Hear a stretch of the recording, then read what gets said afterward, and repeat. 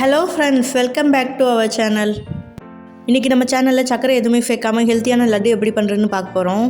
இது சின்ன குழந்தைங்க, சுகர் இருக்கிறவங்க, டயட் ஃபாலோ பண்ணுறவங்க எல்லாருமே சாப்பிட்லாம். ரொம்பவே நல்லது. இந்த லட்டு செய்கிறதுக்கு நெய்யுமே ரொம்ப தேவைப்படாது, ஆனாலும் ரொம்பவே சாஃப்டாக இருக்கும்.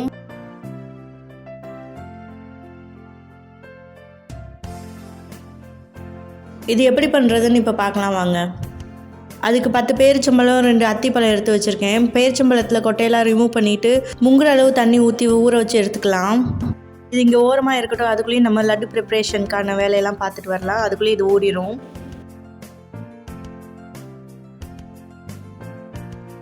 கடாயில் 1 ஸ்பூன் நெய் சேர்த்துக்கலாம்.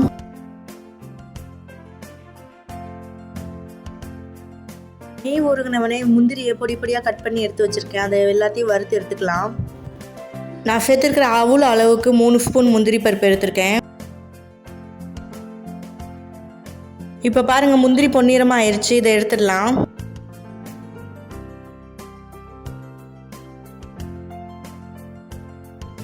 அதே நெய் உள்ள பாத்திரத்துலேயே அவுள் 1 கப் சேர்த்துக்கிறேன். இது 250 கிராம் இருக்கும்.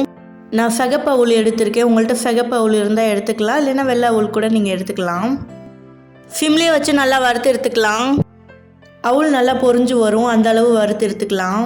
இப்போ பாருங்கள், அவுள் பொரிஞ்சு நல்லா வறுபட்டுருச்சு. இதை வேறு ஒரு பாத்திரத்தில் மாற்றிக்கலாம். அவுள் அளந்து கப்லேயே 1/2 கப் நிலக்கடலை எடுத்து அதையும் வறுத்து எடுத்துக்கலாம்.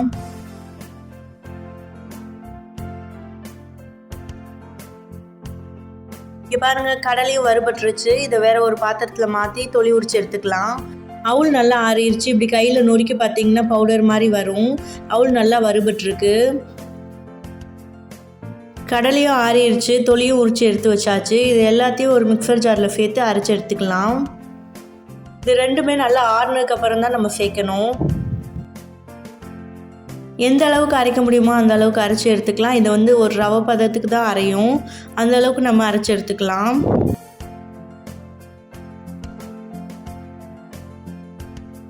இப்போ பாருங்கள், அரைச்சி எடுத்துகிட்டு வந்தாச்சு. இதை பார்த்தீங்கன்னா தெரியும், கையில் கொஞ்சம் லேஃபாக பிரிப்பிருன்னு இருக்கும். இந்த அளவு கரெக்டாக இருக்கும். இதை இப்போ வேறு ஒரு பாத்திரத்தில் மாற்றிடலாம். நம்ம ஊற வச்சுருந்த டேட்ஸையும் அத்திப்பழத்தையும் எடுத்து அதே மிக்சர் ஜாரில் சேர்த்து நல்லா அரைச்சி எடுத்துகிட்டு வந்துக்கலாம். இப்போ பாருங்கள், டேட்ஸ் நல்லா ஊறிடுச்சு. ஊற வச்ச தண்ணியோடையே சேர்த்து நல்லா அரைச்சி எடுத்துகிட்டு வந்துக்கலாம். இப்போ பாருங்கள், நல்லா அரைச்சி எடுத்துகிட்டு வந்தாச்சு. ஒரு தவால 1/2 ஸ்பூன் நெய் சேர்த்துக்கலாம். அதில் அரைச்சி எடுத்துகிட்டு வந்த பேரிச்சம்பழ பேஸ்ட்டை சேர்த்துக்கலாம். கொஞ்சமாக தண்ணி ஊற்றி கழுவி அதையும் சேர்த்துக்கலாம். இதை இப்போ சிம்மில் வச்சு ஒரு 5 மினிட்ஸ் வதக்கி விட்டால் போதும். வதக்கி விட்டதுக்கப்புறமா நம்ம பவுடர் சேர்த்துக்கலாம். கை விடாமல் நல்லா வதக்கி விட்டுக்கலாம். இப்போ பாருங்கள், கொஞ்சம் திக்காக இருக்குது. லேஃபாக கலரும் சேஞ்ச் ஆகிருக்கு. இந்த ஸ்டேஜில் பாதி பவுடரை நம்ம சேர்த்துக்கலாம். சேர்த்து கலரி விட்டதுக்கப்புறம் மீதி பவுடரையும் உடனே சேர்த்து நல்லா கலரி விட்டுக்கலாம். இது எல்லாமே பண்ணுறப்ப அடுப்பை சிம்மில் தான் வச்சு பண்ணணும், ஹை ஃப்ளேமில் வச்சு பண்ணிடக்கூடாது. எல்லா பவுடரையும் சேர்த்தாச்சு. இது எல்லாத்தையும் இப்போ நல்லா கலந்து விட்டுக்கலாம்.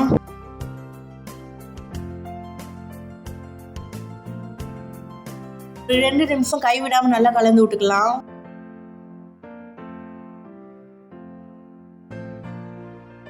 இப்போ பாருங்கள், நல்லா கலந்து விட்டாச்சு. இதில் வறுத்த முந்திரி பருப்பை சேர்த்துக்கலாம். சேர்த்து நல்லா கலந்து விட்டுக்கலாம். உங்களுக்கு ஏலக்காய் பவுடர் ஃப்ளேவர் பிடிக்கும்னா அதையும் நீங்கள் இதோடு சேர்த்துக்கலாம். நான் இதில் சேர்க்கலை. இதை நல்லா கலந்து விட்டாச்சு. இப்போ அடுப்பை ஆஃப் பண்ணிடலாம். கை பொறுக்கிற அளவு வாமாக இருக்கும் போதே எடுத்து உருண்டை பிடிச்சிடலாம். உங்களுக்கு எந்த சைஸ் அளவு உருண்டை வேணுமோ அந்த சைஸ் அளவு நீங்கள் உருண்டை பிடிச்சிக்கலாம். அவ்வளோதான், சுகர் இல்லாத ஹெல்த்தியான அவுள் லட்டு ரெடி ஆயிடுச்சு. இப்போ எல்லாத்தையுமே உருண்டை பிடிச்சி நம்ம எடுத்துக்கலாம்.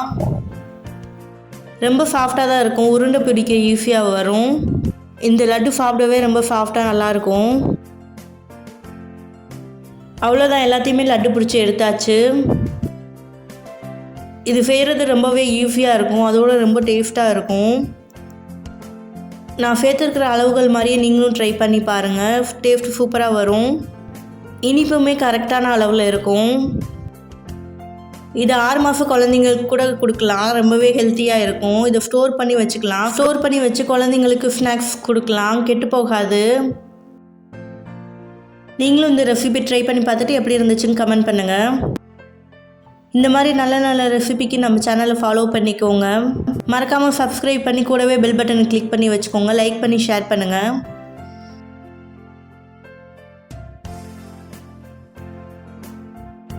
தேங்க்ஸ் ஃபார் வாட்சிங்.